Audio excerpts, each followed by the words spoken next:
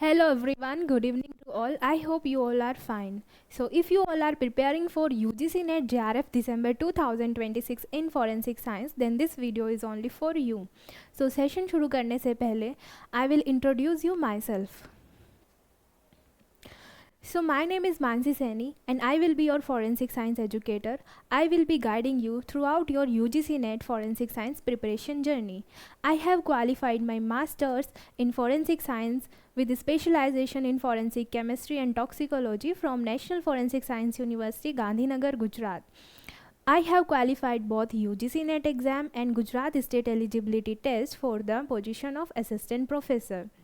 My academic achievement: I have secured second rank in NFET exam, National Forensic Aptitude Test. So during my academic journey, मैंने अपनी academic journey के दौरान I have completed my internship at Directorate of Forensic Science Services, जहाँ पर मैंने बहुत सारी forensic analytical and instrumentation technique पर hands on practical experience किया, जैसे कि TLC, GC, GCMS, HPLC, UV visible spectroscopy.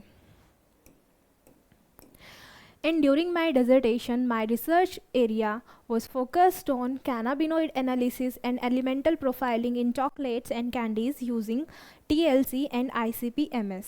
So, I am very much happy and excited to start this journey with you. I hope जो भी हमारे sessions होंगे, हमारी classes होगी, बहुत ही इंटरैक्टिव होगी, एंगेजिंग होगी एंड फुल ऑफ लर्निंग होगी. सो हम स्टार्ट करते हैं आज का session.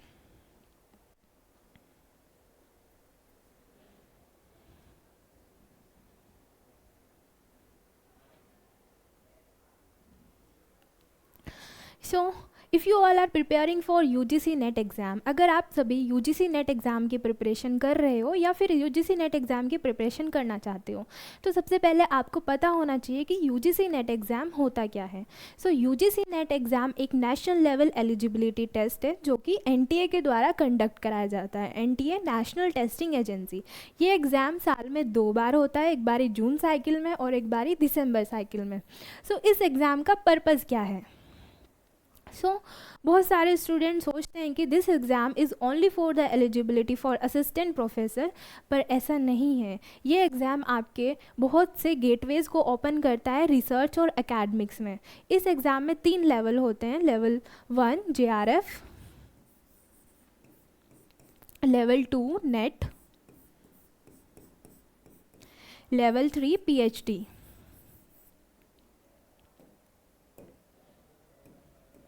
So if you qualify JRF, अगर आप JRF क्वालिफाई करते हैं, then you will be eligible for receive fellowship from government of India while pursuing your PhD.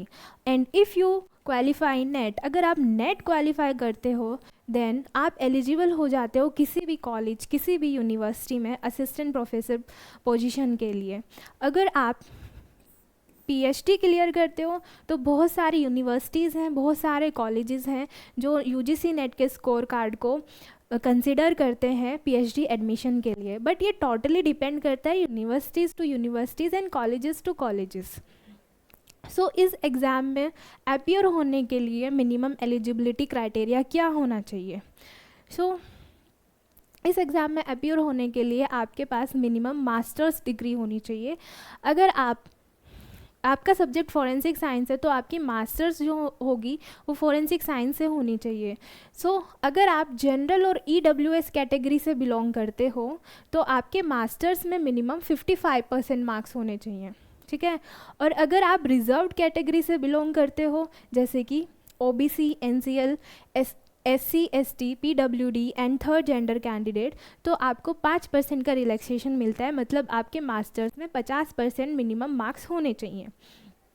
सो इस एग्ज़ाम में अपीयर होने के लिए आपको मास्टर्स डिग्री चाहिए. मास्टर्स डिग्री, जैसे कि आपका सब्जेक्ट फॉरेंसिक साइंस है तो आपकी मास्टर्स डिग्री फॉरेंसिक साइंस में होनी चाहिए. और अगर आप जनरल कैटेगरी और EWS कैटेगरी से बिलोंग करते हो तो आपके मिनिमम मास्टर्स में 55% मार्क्स होने चाहिए. और अगर आप रिजर्व कैटेगरी से बिलोंग करते हो तो आपको 5% रिलैक्सेशन मिलता है. लेकिन कुछ स्टूडेंट्स के मन में क्वेश्चन आता है कि मैम हम अपनी मास्टर्स के फाइनल ईयर में हैं, तो क्या हम इस एग्ज़ाम में अपीयर हो सकते हैं?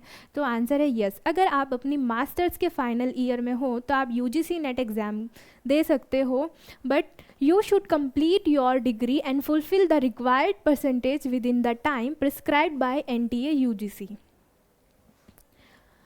Now, इस एग्ज़ाम में अपियर होने के लिए एज क्राइटेरिया क्या है? अगर आप JRF चाहिए तो आपकी मैक्सिमम एज 30 ईयर से ज़्यादा नहीं होनी चाहिए। अगर आप 30 ईयर से ज़्यादा हैं तो आप JRF के लिए एलिजिबल नहीं हैं। लेकिन आप अगर आप रिज़र्व कैटेगरी से बिलोंग करते हो तो आपको 5 साल का रिलैक्सेशन मिलता है, जैसे कि OBC, SC, ST, PWD and women candidate को 5 साल का रिलैक्सेशन मिलता है। मतलब आपकी मैक्सिमम एज 35 ईयर्स होनी चाहिए। अगर आपकी एज 35 ईयर से ज़्यादा है तो आप JRF के लिए एलिजिबल नहीं हो। And for assistant professor and lecturers there is no upper age limit, कोई अपर एज लिमिट नहीं है। अब हमने देख लिया कि UGC नेट एग्ज़ाम होता क्या है।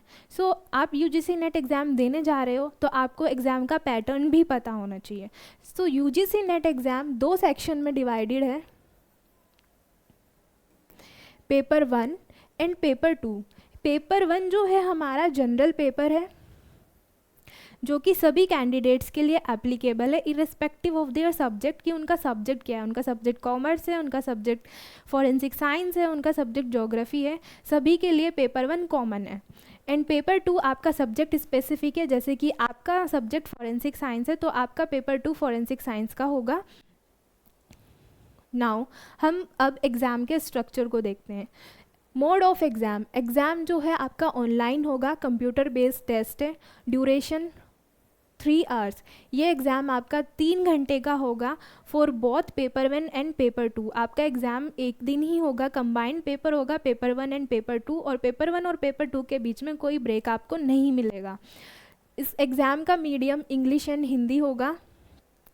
आपका जो टोटल मार्क्स होंगे वो 300 मार्क्स का जो होगा पेपर होगा, इसमें आपको 150 क्वेश्चंस देखने को मिलेंगे। एक क्वेश्चन आपका 2 मार्क्स का होगा, इसलिए आपका टोटल जो एग्ज़ाम पेपर होगा वो 300 मार्क्स का होगा। ये पेपर आपको पता है, अभी मैंने बताया कि 2 सेक्शन में डिवाइडेड है, पेपर 1 एंड पेपर 2। पेपर 1 आपका टीचिंग एंड रिसर्च एप्टीट्यूड है, जिसमें 50 क्वेश्चन आएंगे 100 मार्क्स के। और पेपर 2 आपका फॉरेंसिक साइंस। आपके फॉरेंसिक साइंस से आपको 100 क्वेश्चन एग्ज़ाम में देखने को मिलेंगे, जो कि 200 मार्क्स के होंगे। अगर आप एक क्वेश्चन सही करते हो तो आपको 2 नंबर मिलेंगे, मतलब एक क्वेश्चन आपका 2 मार्क्स का है। पर अगर आप एक क्वेश्चन गलत करते हो तो आपकी कोई नेगेटिव मार्किंग नहीं है, मतलब आपकी कोई नेगेटिव मार्किंग नहीं होगी। इसका फ़ायदा है कि आपको एग्ज़ाम में सारे क्वेश्चंस अटैम्प्ट करके आने हैं विद योर फुल एक्यूरेसी। ठीक है। नाउ अब हम देखते हैं कि एग्ज़ाम का सिलेबस क्या है। जैसे कि आपने देख लिया एग्ज़ाम जो है हमारा 2 सेक्शन में डिवाइडेड है, पेपर 1 एंड पेपर 2। लेकिन अगर आपको JRF करना है तो आपको दोनों पेपर को, पेपर 1 को एंड पेपर 2 को इक्वली टाइम देना होगा, इक्वली पढ़ना होगा। ठीक है। हम अब इसके सिलेबस को देखते हैं कि पेपर 1 का सिलेबस क्या है, पेपर 2 का सिलेबस क्या है। पेपर 1 जो है हमारा, अभी मैंने बताया आपको जनरल पेपर है, इसमें आपको कितने क्वेश्चंस देखने को मिलेंगे? 50 क्वेश्चन। मतलब आपका पेपर कितने मार्क्स का होगा? 100 मार्क्स का। और सबसे प्लस पॉइंट है, इस एग्ज़ाम में कोई नेगेटिव मार्किंग नहीं है। नाउ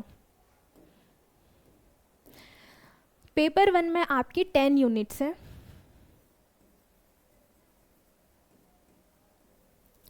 पेपर 1 में आपकी 10 यूनिट्स है और हर 10 यूनिट है तो 50 क्वेश्चन आएंगे, मतलब ऑन एन एवरेज आपके हर यूनिट से 5 क्वेश्चन आएंगे। आपको इजीली समझ में आ जाए इसलिए मैंने इन 10 यूनिट को 2 सेक्शन में डिवाइड किया है, theoretical section and mathematical and analytical section. आपके थ्योरेटिकल सेक्शन में कौन कौन सी यूनिट आती है? थ्योरेटिकल सेक्शन में आपकी आती है unit 1 teaching aptitude, unit 2 research aptitude, unit 3 comprehension, unit 6 communication, unit 8 ICT, unit 9 people development and environment, unit 10 higher education. और आपके मैथमेटिकल और एनालिटिकल सेक्शन में कौन कौन सी यूनिट है? Unit 5 mathematical reasoning and aptitude, unit 6 logical reasoning, unit 7 data interpretation. आपकी जो पेपर 1 है वो आपका जो है टीचिंग स्किल्स को एसेस करता है, आपकी रिसर्च स्किल्स को एसेस करता है, आपकी कम्युनिकेशन स्किल्स को एसेस करता है, आपकी रीजनिंग एंड एनालिटिकल स्किल्स को एसेस करता है। जो आपका थ्योरेटिकल सेक्शन है इससे आपके कॉन्सेप्ट बेस्ड क्वेश्चन आते हैं।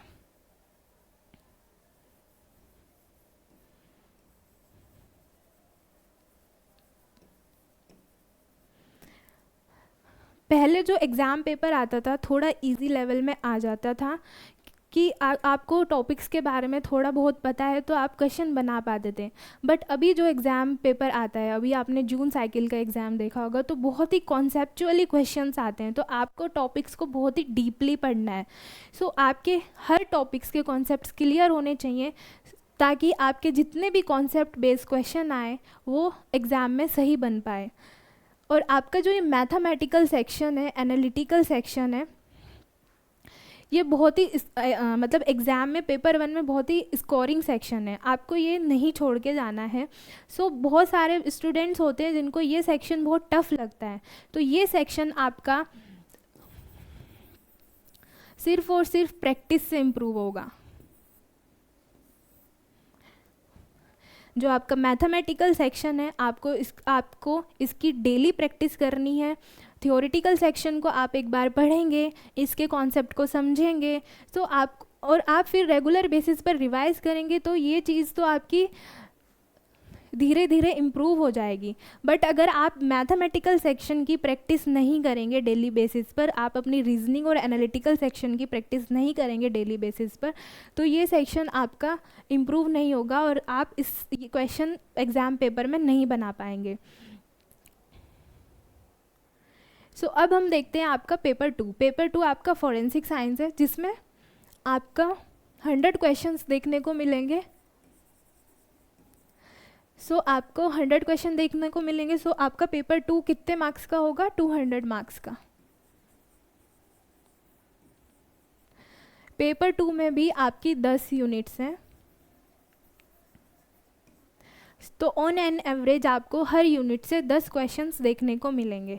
यूनिट 1 कवर करती है आपकी fundamental of forensic science, unit 2 cover करती है instrumentation and analytical technique, unit 3 forensic biology and DNA analysis, unit 4 forensic toxicology, unit 5 ballistic and tool mark, unit 6 forensic chemistry and forensic photography, unit 7 covers physical evidence and digital forensics, unit 8 covers fingerprint impression evidence and biometrics, unit 9 cover question document, unit 10 forensic medicine, anthropology and odontology. आपकी ये सारी units हैं जिससे बहुत ही conceptually, बहुत ही deeply questions आते हैं। आपको हर टॉपिक बहुत डीप में पढ़ना है। अगर आप चाहते हो कि आपका जेआरएफ क्लियर हो जाए तो आपको हर टॉपिक के कॉन्सेप्ट्स क्लियर होने चाहिए। मतलब एग्ज़ाम में इतने कॉन्सेप्ट बेस्ड क्वेश्चन आते हैं अब। पहले जो है थोड़ा इजी लेवल पे पेपर बनता था, बट अब ऐसा कुछ नहीं है, बहुत ज़्यादा डीपली क्वेश्चन पूछे जाते हैं, कंसेप्चुअली क्वेश्चन पूछे जाते हैं। अगर आपके कॉन्सेप्ट्स क्लियर नहीं हैं तो आप एग्ज़ाम में क्वेश्चन नहीं बना पाओगे, आप एग्ज़ाम में आंसर नहीं पता लगा पाओगे कि इसका आंसर क्या होना चाहिए, आप ऑप्शंस में ही कंफ्यूज होते रह जाओगे। ठीक है, आपको पता होना चाहिए कि आपको फॉरेंसिक साइंस में किन किन बुक्स से अच्छे से पढ़ाई करनी है, किस बुक से आपको कौन सी यूनिट्स कवर करनी है, आपको कैसे नोट्स बनाने हैं, सब कुछ आपको पता होना चाहिए। अब हम देखते हैं एग्ज़ाम स्ट्रेटेजी, आपको किस तरीके से स्मार्टली प्रिपेयर करना है। सबसे पहले तो आपको पता होना चाहिए कि यूजीसी नेट एग्ज़ाम का सिलेबस क्या है। आपको सिलेबस, अंडरस्टैंड दी सिलेबस। तो आपको सिलेबस डाउनलोड करना है, जो कि आपको एनटीए की ऑफिशियल वेबसाइट से मिल जाएगा।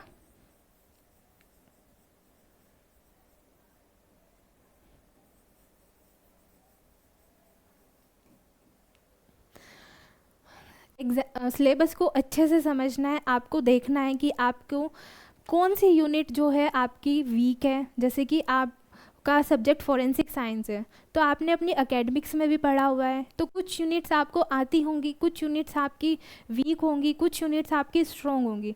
सो आपको उसी तरीके से अपना जो है एक शेड्यूल बनाना है कि आपको किस यूनिट को ज़्यादा टाइम देना है, किस यूनिट को कम टाइम देना है। सो हर टॉपिक्स के आपको कॉन्सेप्ट्स क्लियर होने चाहिए। बेसिक से स्टार्ट करना है, एडवांस तक जाना है, ठीक है। टॉपिक्स को आपको डीपली पढ़ना है, डेली एमसीक्यूज़ की प्रैक्टिस करनी है। जब आपकी 1 से 2 यूनिट कंप्लीट हो जाएगी, जैसे कि आपने फॉर एग्जांपल यूनिट 1 के टॉपिक्स को अच्छे से पढ़ लिया है, यूनिट 2 के टॉपिक्स को अच्छे से कर लिया है, तो आपको किसी चीज़ की वेट नहीं करनी है, आपको एमसीक्यूज़ की प्रैक्टिस करनी स्टार्ट कर देनी है। क्योंकि एमसीक्यूज़ से क्या होता है, आपको जो है कॉन्सेप्ट्स बनने स्टार्ट हो जाते हैं, आपको कॉन्सेप्ट समझ आने शुरू हो जाते हैं कि हमको एग्ज़ाम में किस तरीके से आंसर करना है क्वेश्चंस का। आपको उसके लिए ज़्यादा से ज़्यादा मॉक टेस्ट लगाने हैं, आपको टॉपिक्स को रेगुलर बेसिस पर रिवाइज करना है, आपको पीवाईक्यूज़ करने हैं। ये तो आपके मोस्ट इम्पॉर्टेंट है। एग्ज़ाम में आपको पीवाईक्यूज़ छोड़ के नहीं जाने हैं। पीवाईक्यूज़ से क्या होता है, पीवाईक्यूज़ के बेनिफिट्स हैं कि आपको एग्ज़ाम पैटर्न पता चल जाएगा कि आपका एग्ज़ाम का पैटर्न कैसा है, पहले कैसे क्वेश्चंस आते थे, अब कैसे क्वेश्चंस आते हैं। सो अब जैसे क्वेश्चन आते हैं आप उसी बेसिस पर उसी लेवल तक अपनी पढ़ाई को करोगे। एग्ज़ाम में आपकी एक्यूरेसी इम्प्रूव होती है। आप एग्ज़ाम हॉल में अपना टाइम मैनेज कर सकते हो।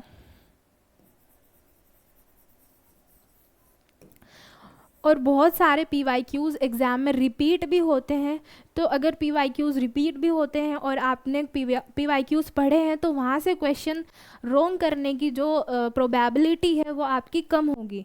सो पीवाईक्यू जो है बहुत इंपॉर्टेंट है, किसी भी आपको एग्ज़ाम में नहीं छोड़ के जाने हैं, आइदर पेपर 1 और पेपर 2।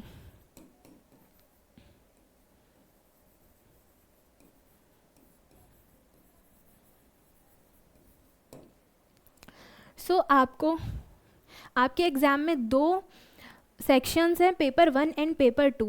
सो आपको बिल्कुल भी ऐसा नहीं करना है कि सिर्फ आप पेपर 1 पढ़ के जाएंगे एग्ज़ाम में या फिर पेपर 2 पढ़ के जाएंगे एग्ज़ाम में। नहीं, अगर आपको जेआरएफ चाहिए तो आपको दोनों एग्ज़ाम को इक्वली कवर करना होगा, पेपर 1 भी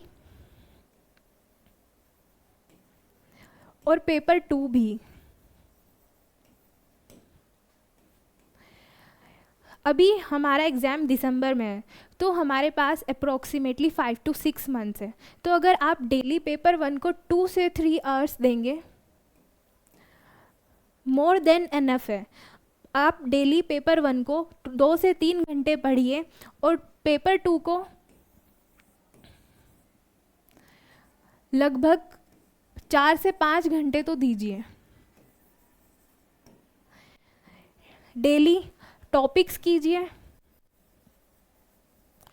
फिर उनके मॉक टेस्ट लगाइए,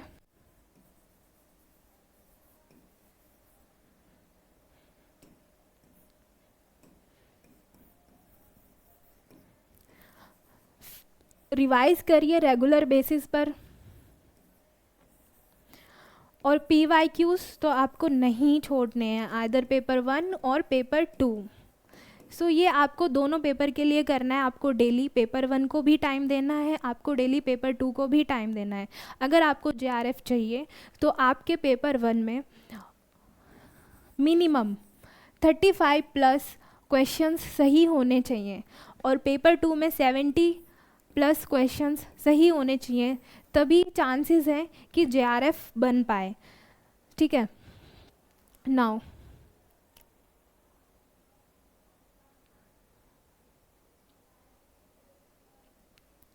सो आपको लग रहा होगा कि इतना सारा सिलेबस है, पेपर 1, पेपर 2, पेपर 1 में 10 यूनिट्स हैं, पेपर 2 में 10 यूनिट्स हैं, तो कैसे कवर हो पाएंगी। सो उसकी आपको टेंशन लेने की ज़रूरत नहीं है।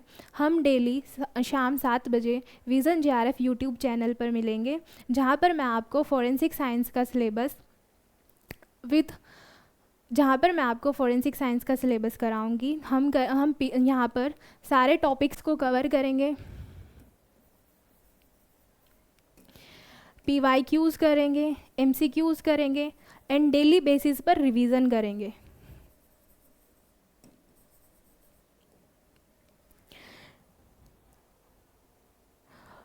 और आपको अगर